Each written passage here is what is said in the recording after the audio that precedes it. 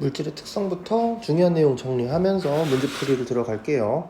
처음에 나오게 되는 게 순물질 혼합물 비교하는 거. 이쪽 부분은 사실 첫 번째 장에서는 틀리면 안 되긴 합니다. 특히 우리가 문제를 풀 때 그 순물질에 들어가는 거랑 혼합물에 들어가는 거, 그리고 혼합물 중에서도 뭐 균일 혼합물, 불균일 혼합물 이렇게 나눴잖아. 근데 꼭 학교 프린트나 아니면 어디 뭐 문제에 주어진 것 중에서 그러니까 누구나 다 알고 쉬운 것들은 넘어가도 괜찮거든. 근데 조금 이제 막 애매하게 생긴 거 뭐 암석, 그러니까 한 번에 티가 안 나는 것들이 있잖아. 암석 같은 경우에도 대표적이고요. 아니면 뭐 주스 이런 친구들 조금 잘 기억해 두면 좋고요. 이렇게 3번처럼 알고리즘 돼 있는 거, 이거 어차피 우리가 딱 시험 보는 날에만 실수 안 하면 되는 거잖아, 그치? 그래서 그 시험 보는 날에만 실수하지 않기 위해서 조금 귀찮게 한번 접근을 해봅시다. 그러니까 지금 설탕물, 식초, 우유, 아세톤, 소금, 산소 이렇게 이제 구성이 되어 있는 건데, 그러니까 최대한 뭔가를 조금 쓸 수 있으면 쓰면은 좋겠다는 겁니다. 요게 이제 순물질과 혼합물의 차이인 거가 확인이 돼야 돼. 혼합물의 차이인 거가. 그래서 문제 풀 때 순물질인가에 대한 거 예 아니온데, 이거 하나 더 이렇게 알고리즘 따라가지고 예 아니오 나누는 문제들의 경우에는 예 아니오가 반대로 나오는 경우가 종종 있다. 그러니까 순물질인가 하면은 맞는데 혼합물인가 하면은 그러니까 왼쪽이랑 오른쪽으로 우리가 구분할 수 있는 건 맞는데 예 아니오가 서로 반대의 위치로 들어가게 될 거잖아. 그리고 설탕물이나 식초의 경우에는 얘는 이제 어떻게 됩니까? 설탕물이나 식초의 경우에는 균일하게 섞어져 있는 균일 혼합물, 가만히 냅둬도 뭐 가라앉거나 그러진 않을 거 아니야. 근데 우유는 불균일 혼합물인 거지. 그래서 균일하게 혼합물인가 불균일하게 혼합물인가 인 거가 이제 차이 나야 되는 거고요. 한 가지 원소로 이루어져 있는가? 여기서도 우리가 생각을 해봐야 돼. 산소만 여기에 들어가고 아세톤까지도 여기에 들어가겠네. 아세톤까지도 순수한 물, 아니구나, 미안해, 다시.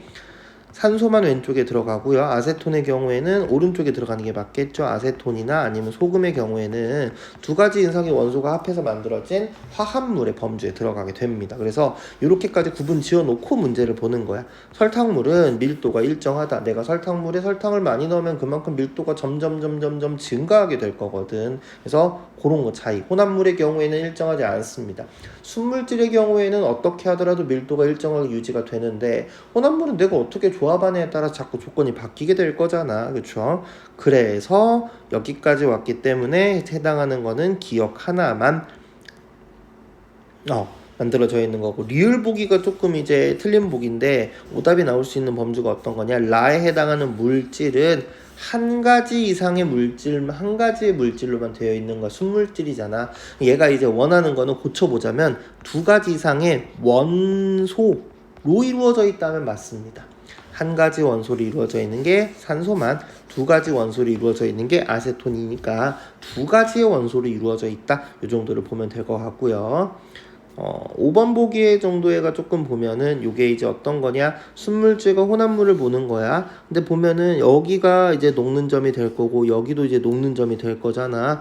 그러면은 다시 제 자료 잘 보세요. 납탈렌이랑 파라다이클로로벤젠 같은 경우에는 여기가 일정합니다. 지워볼게. 라인 일정한 거 평행한 거 보이죠?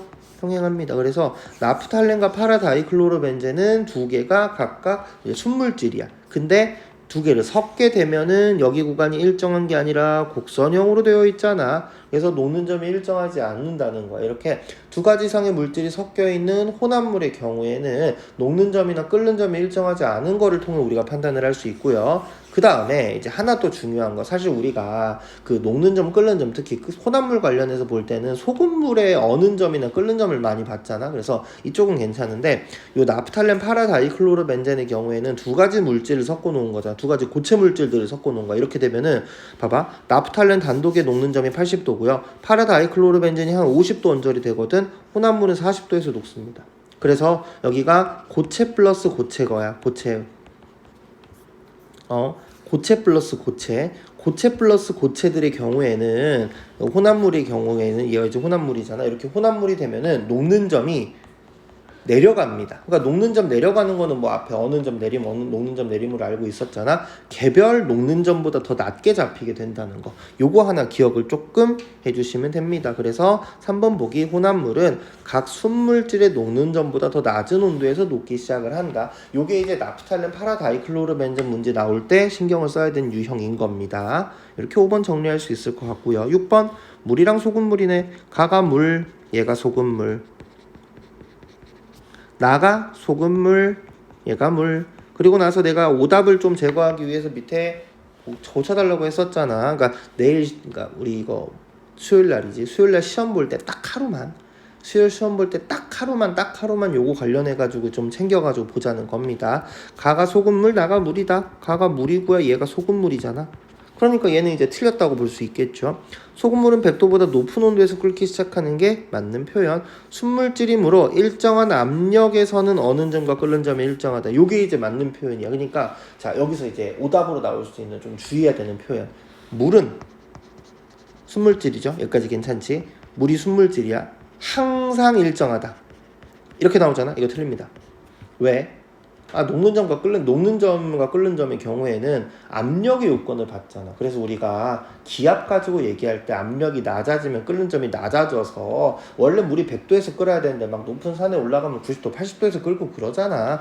그거 관련된 부분이 여기로 나오는 겁니다. 그래서 순물질이라고 해서 항상 일정한 건 아니고요. 지금처럼 압력이 일정하다고 정리가 돼야 되는 겁니다. 그래서 압력에 관련된 조건이 있을 거고요.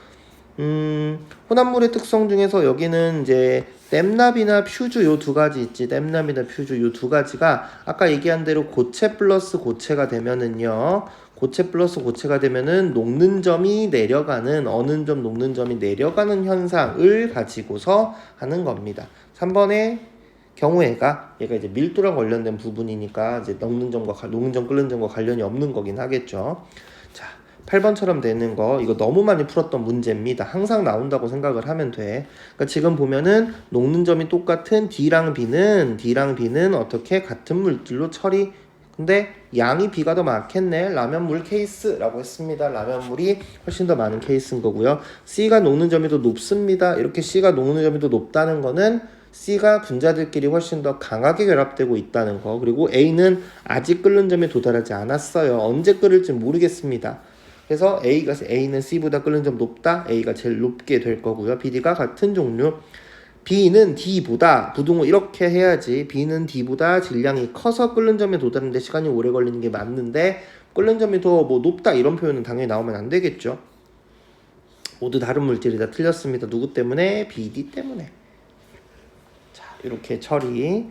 그 다음에 9번의 경우에는 실온에서니까 요것도 문제 풀이했던 방법 기억납니까? 어떻게 하자고 했어?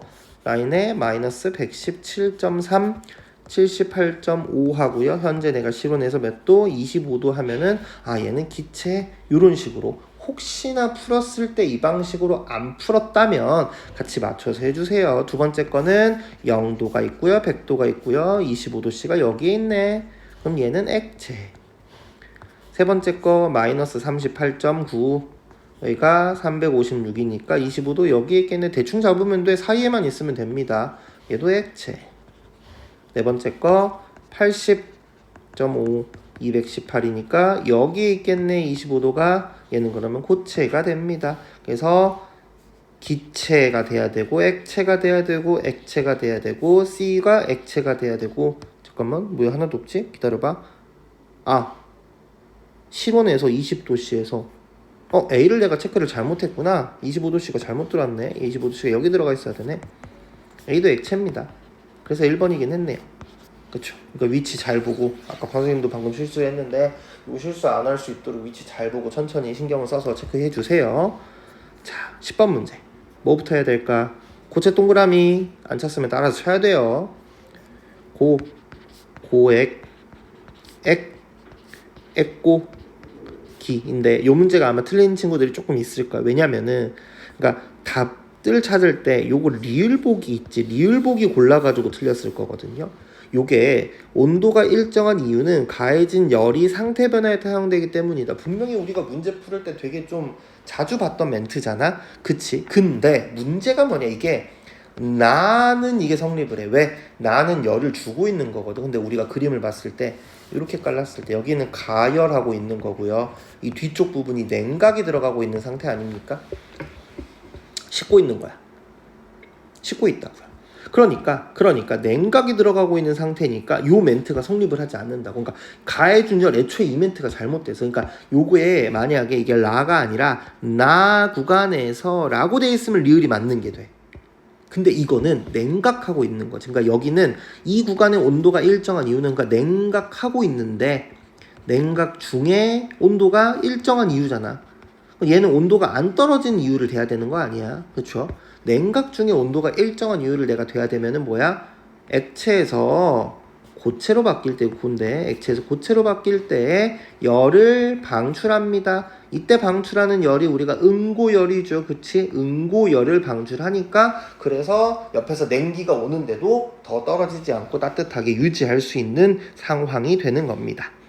괜찮나요? 자, 그 다음에 이제 11번.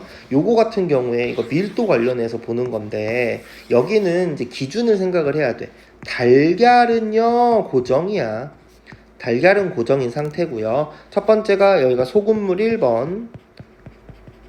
그냥 물인가? 소금물 1번이라고 그냥 할게. 얘가 소금물 2번, 얘가 소금물 3번이야. 그럼 각각에 대해서 1번보다는 달걀이 더 큽니다. 2번이랑은 달걀이 똑같아요. 쌤. 3번보다는 달걀이 더, 여긴 3번이 더 이제 무거운 상태, 요런 상태입니다. 그래서 소금물의 밀도를 그러면 1번, 2번, 3번을 하면 얘는 달걀보다 작아, 달걀이랑 똑같아, 달걀보다 커, 이렇게 들어오는 거잖아. 기준이 달걀이니까. 그래서 밀도가 가가 가장 크다. 틀렸네요. 가가 가장 작습니다. 3번인 다가 가장 커야 되고요. 다에서 밀도가 소금물보다 달걀이 더 크다, 소금물보다 달걀, 대소관계 판단하라고 했어요. 달걀이 더 크다라고 했으니까 틀린 표현이겠죠. 혼합 성분의 밀도에 따라 달라진다. 그래서 혼합물의 경우에는 특성을 우리가 뽑기 애매해. 소금을 더 타면은 점점점 밀도가 증가하게 되는 거니까. 12번 부피분의 질량을 하는 거긴 하는데 1에 2, 2에 1이니까 2분의 1, 2에 4니까 2 이런 식으로 적어놓으면 좋겠죠. 어려운 건 아니니까 넘어갈 거고요. 아래쪽에 있는 거는 이제 밀도를 계산을 하는 거잖아. 그러니까 이것도 결국에 계산하는 과정이 들어가야 되는데, 이게 물의 부피랑 눈금 실린더 조각의 부피 둘을 비교를 해야 됩니다. 부피가 늘어났죠. 왜 늘어난 거야? 금속이 들어가서 늘어난 거니까. 8ml에 얼마? 21.6g이야. 그러니까 부피분의 질량으로 해도 되는 거긴 하는데 1ml로 따지면 어떻게 되겠어? 나누기를 하니까 2 하고요. 대략적으로 얼마가 됩니까? 28, 16에 56이냐? 8, 7, 56이네. 그래서 1ml에 2.7g이어서 알루미늄일 것이다 라고 판단할 수 있는 상황이 되는 거겠죠.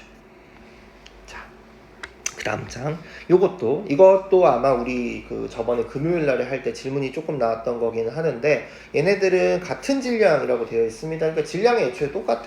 그러니까 이게 유레카 원리에 대해서 수업 시간에 자꾸 얘기했던 것 중에 어떤 거냐면은, 왕이 1kg 주고 왕관 만들어 해서 1kg짜리 왕관이 왔단 말이지. 그래서 이제 왕관의 질량은 1kg입니다. 근데 부피를 우리가 측정을 하는 거겠죠. 그럼 보면은 여기 지금 흘러 넘쳐 있는 물의 양 보입니까? 이 흘러 넘쳐 있는 물의 양이 바로 부피야. 그러면은 같은 질량일 때 부피가 크면은요 밀도가 작겠죠. 그래서 이제 왕관이 순수하게 금만 있는 게 아니라 은이 좀 섞여 있지 않을까라는 겁니다. 그래서 순금보다 밀도가 더 작은 게 섞여 있으니까 부피가 늘어나게 된 상황인 게 될 겁니다. 15번의 경우에는 밀도가 크면 가라앉고 밀도가 작으면 뜬다. 요거 활용하면 되는 거고요. 이제 요것도 단원에 용질, 용매 녹는 과정을 용해, 그 다음에 섞인 물을 용액이고요. 이 용액이 우리가 앞쪽에서 했을 때 바로 균일 혼합물에 해당하게 되는 자료가 되는 겁니다. 괜찮죠? 자, 17번 용해도에 관련된 건데, 지금 보면은 물 10g에 녹였대. 원래 우리가 물 용해도 관련해서는 물 기준이 몇 g이야? 100g인 거지, 그치? 그러니까 이게 지금 이 자료가 도대체 뭐냐? 이 자료가 뭐냐?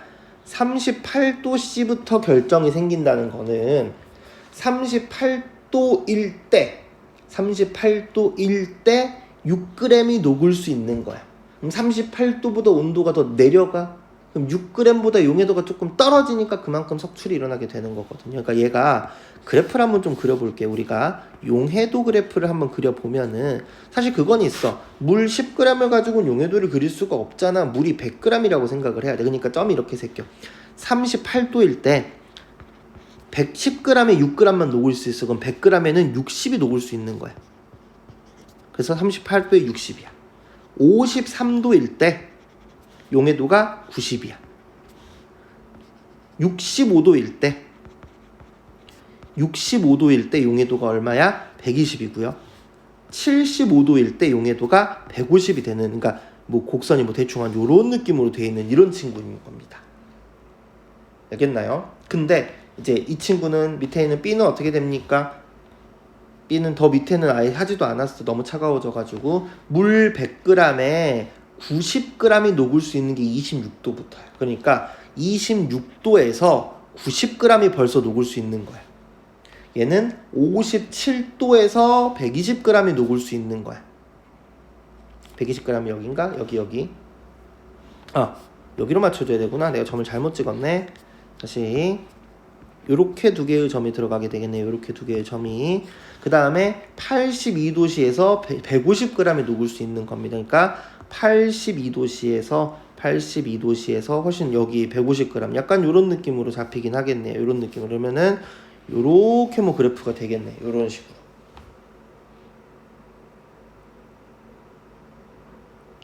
맞나요? 그쵸?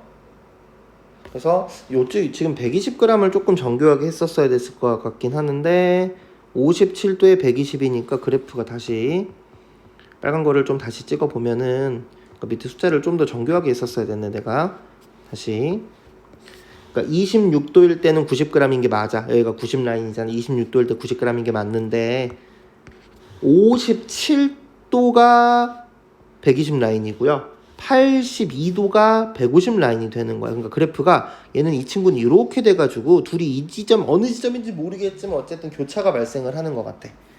자, 그러면은 15g의 물질 B를 모두 녹이려면 다시 자료 있는 거 보고 15g을 모두 녹이려면은 B를 녹이려면은 75도가 아니라 몇 도까지 가열해야겠어? 82도까지 가열해야 됩니다.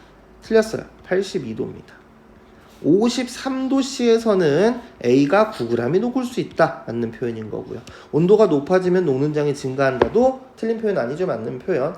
75도씨에서 A는 150g, 그러니까 15g이 녹을 수 있고요. B는요, 82도에서 12g이잖아.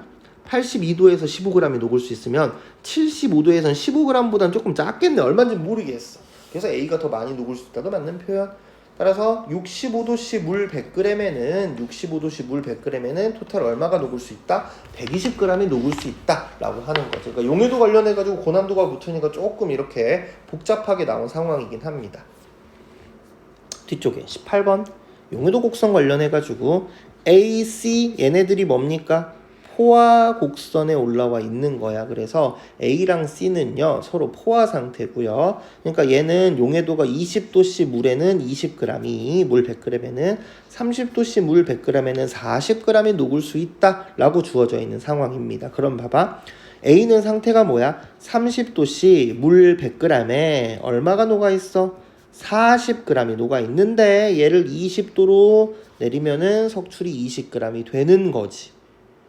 왜? 용해도랑 내가 가진 정보랑 같이 연결을 해야지. 그러니까 이 지점은 A의 스펙이기도 하고요. A에 얼마가 녹아있는지를 보여주는 거기도 하고 동시에 용해도랑 관련된 거기도 하고요. B랑 E는요. 더 녹을 수 있죠. B는 얼마까지? 40이 녹을 수 있는데 20이 녹아있으니까 20g 더 녹을 수 있고요. E는요. 얼마인지 모르겠지만 요만큼, 요 간격만큼 더 녹을 수 있을 겁니다. B에다가 가를 40g을 더 녹여주면은 포화 상태가 된다. 40g이나 들어가야 될까? 아닌 것 같은데 20g만 녹여주면 포화 상태가 될 것 같은데 C 온도를 높여주면 얘가 C가 온도가 높아지면 B로 가는 거야. 그러니까 C 상태가 뭐야? 20도씨 물 100g에 20g이 녹여있는 거잖아. 이걸 내가 30도로 녹이면 30도씨 물 100g에 20g이 녹아져 있는 거야. 내가 이걸 따뜻하게 한다고 해서 그 안에 녹아있는 소금의 양이 늘어나거나 그러지는 않잖아.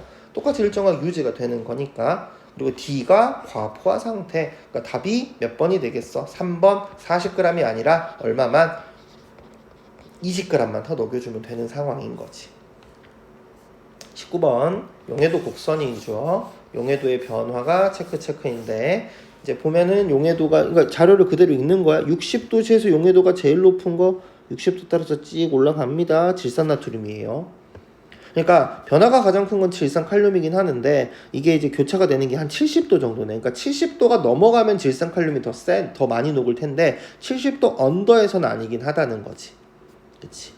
그 다음에 기체의 용해도. 기체의 용해도는 우리 문제 풀 때 강조를 좀 많이 했던 파트죠. 기체의 용해도 같은 경우에는 어떻게 돼? 사이다 생각을 해달라고 했어요. 그리고 사이다인데 기포 발생하는 게 포인트지. 그러니까 기포가 발생을 한다는 거는 기체가 빠져나오고 있는 거야.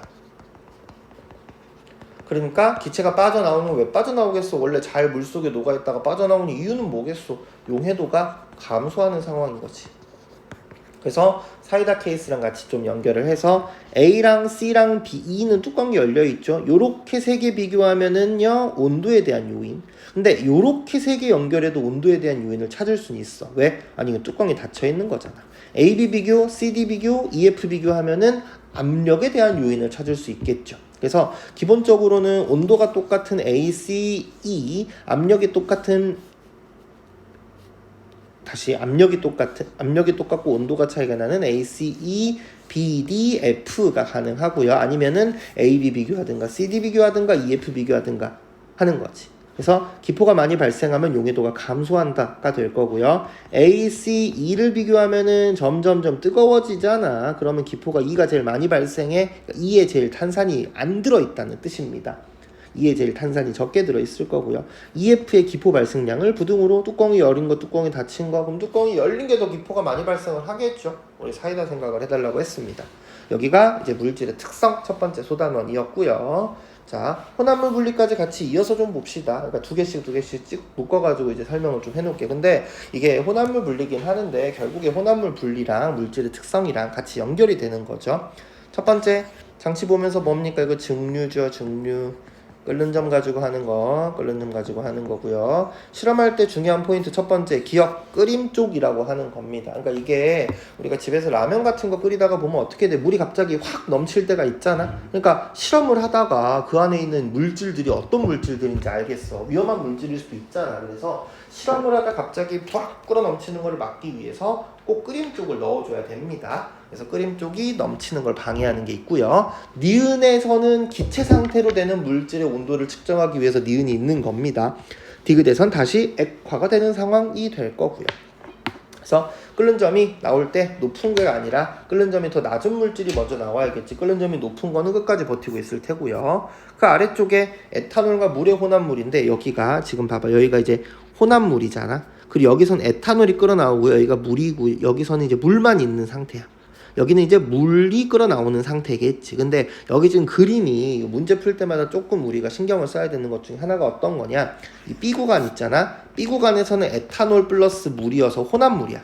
그러니까 B 구간의 온도가 일정하지 않아. 다시 B 구간에가 에탄올 플러스 물이기 때문에 혼합물 상태고요. 지금 80도인데 순수한 에탄올 끓는 점이 78도야. 약간 높게 잡혀. 왜? 아니 혼합물이니까 끓는 점이 높아지겠지. 그리고 끓이고 있는 점점 중간에서도 에탄올이 점점 이제 날아가면서 변하잖아. 그러니까 끓는 점이 B 구간은 일정하지 않을 겁니다. 근데 D 구간은 일정해야 돼. D 구간은 순수한 물만 남아있으니까.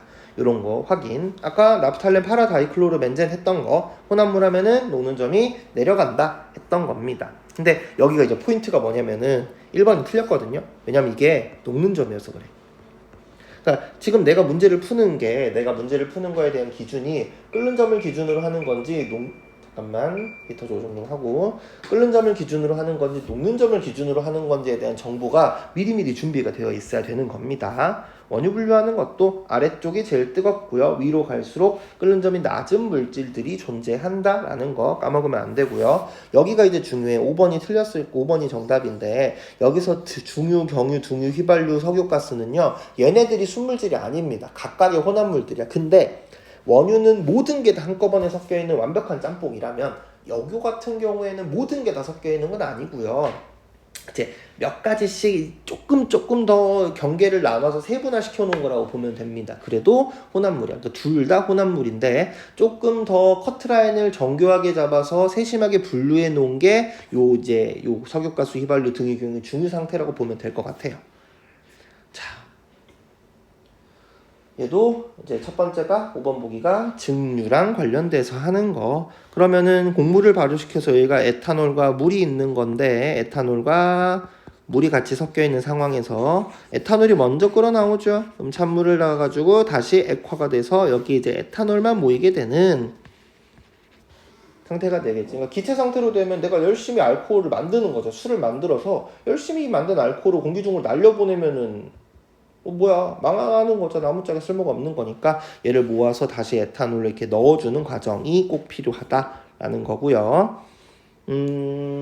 6번은 딱히 엄청 어려운 거. 6번이나 7번은 밀도 관련해서 뜨고 가라는 정도에 녹이면 된다, 안 된다고요? 안 된다고. 어느 하나라도 녹으면 안 됩니다. 그러니까 이게 어느 하나만 녹이고 어느 하나가 안 녹이는 거 있어. 예를 들면은 모래랑 소금이 섞어져 있으면 물 부으면은 소금이 밑으로 빠져나오고 모래가 안 빠져나와서 걸으면 걸을 수 있는 거잖아. 안 녹으니까. 근데 요거는 그러니까 물질을 분류하기 위한 적당한 방법이야. 그건 맞아. 맞는데 이제 문제는 뭐냐? 밀도를 이용한 분류 방법은 아니라는 거지. 그러니까 특정 물질만 녹고 안 녹는 거, 용해도를 이용한 방법이라고 볼 수 있을 것 같아요. 그래서 밀도 가지고 분류하는 거는 뭐 크게 딱히 어렵지는 않을 겁니다. 뭐 분별 깔때기 할 때 뚜껑 열어져 있는 거 확인, 실험할 때 벽에 붙어 있는 거 확인, 왜? 톡 튑니다. 이거 뚜껑을 닫으면은 압력차 때문에 안 내려와. 뚜껑을 열어야지만 내려오게 되는 거고, 여기 벽 타고 돼야지 통 튀는 거를 막을 수 있겠죠. 경계면에는 섞여 있으니까 이제 버린다, 이런 내용들이 뭐 들어가긴 할 겁니다. 뭐 10번의 경우에도 소금물 가지고, 소금물을 써야 되는 이유가 그냥 순수한 물보다는 밀도가 조금 더 키워진 거지. 그래야지 이제 뜨고 가라앉는 걸 확실하게 분류할 수 있는 상황이 됩니다. 에탄올 가지고 하는 것도 녹이지 않는 거. 자, 13번 용해도 관련된 건데, 13번의 경우에는 할 때 잠깐만 11번에 좀 설명을 다시 한번 해볼게. 에탄올에 플라스틱 ABC 혼합물을 넣었더니 물을 넣으니까 모두 그러니까 에탄올을 넣으니까 모두 가라앉았거든요. 근데 이게 지금 보니까 그러면은 봐봐. 플라스틱 ABC가, 그러니까 첫 번째 상황을 봐야 돼. 플라스틱 ABC는요, 에탄올보다는 밀도가 어떻게 되는 거야? 더 큰 겁니다. 그쵸? 그러니까 가라앉은 거잖아. 근데 물을 넣으니까 밀도가, 그러니까 지금 봐봐. 여기 이제 뭐 1번 혼합물이라고 할게. 1번이랑 비교했을 때는 B랑 C는요 1번보다 무거워. 근데 A가 더 작은 거잖아. 그럼 이게 어떻게 된 거야? 에탄올이 밀도가 제일 작았는데 에탄올이 점점점 플러스 증가가 돼서 A보다 커진 상황이죠. 그쵸? 그 다음에 2번 용액의 경우에는 C만 가라앉아 있고 A도 떠 있고 B도 떠 있단 말이지. 그러니까 밀도가 순서가 어떻게 되냐면 제일 밀도가 큰 거는 C예요. 그 다음에 용액 2번이 들어와. 여기가 이제 2번 용액. 그 다음에 들어와 있는 게 B고요. 그 다음에 들어와 있는 게 용액 1번이 들어오고요. 그 다음에 들어와 있는 게 에탄올이 들어오는 거야. 잠깐만. A 어디 갔어? A가 여기 있고, 그 다음에 들어오는 게 에탄올이 들어오는 겁니다. 파란색으로 해야지. A에, 그 다음에 여기가 에탄올.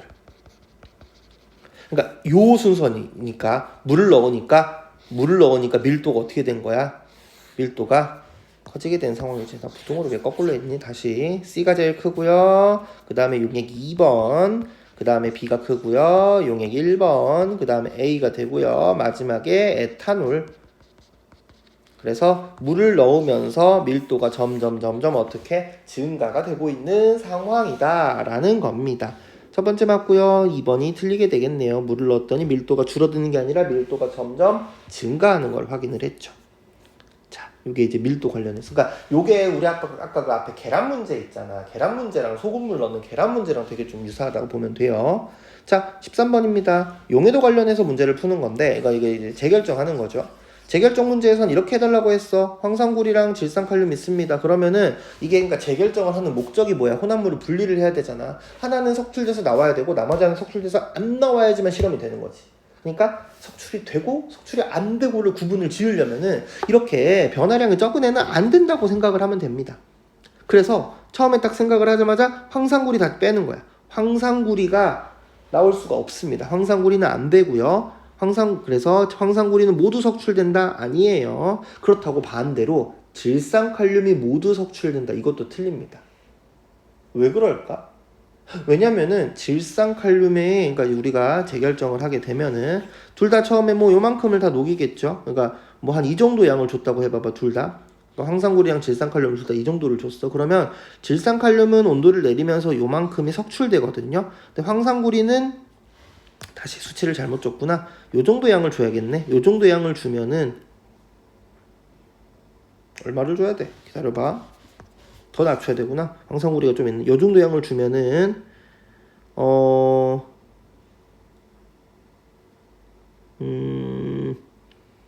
얘는 하나로는 줄 수는 없겠다. 황산구리는 요만큼 주고요. 질산칼륨을 요 정도 줘야겠네. 그럼 질산칼륨은 석출이 되고 황산구리가 석출이 안 되게 실험 설계를 해야 돼. 근데 이게 질산칼륨이 석출이 돼서 나오긴 하는데 모든 질산칼륨이 다 빠져나오진 않아. 왜냐면은 이 순간에도 조금 녹아 있을 거잖아. 그래서 황산구리가 모두 석출된다는 당연히 아니긴 하는데 이게 반대로 질산칼륨이 모두 석출된다는 보기도 틀린 보기로 처리를 할 겁니다.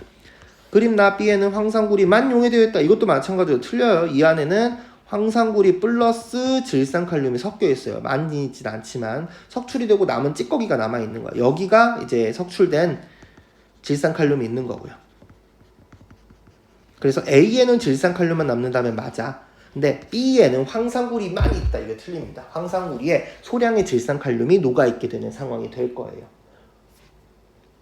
용해도 질산칼륨 황산구리 나오면은 이게 이제 여기도 보면 질산칼륨 80에 황산구리 5g이잖아. 그러면 황산구리를 무시해도 된다니까. 황산구리를 무시해도 되게 해야지만 실험 세팅이 돼.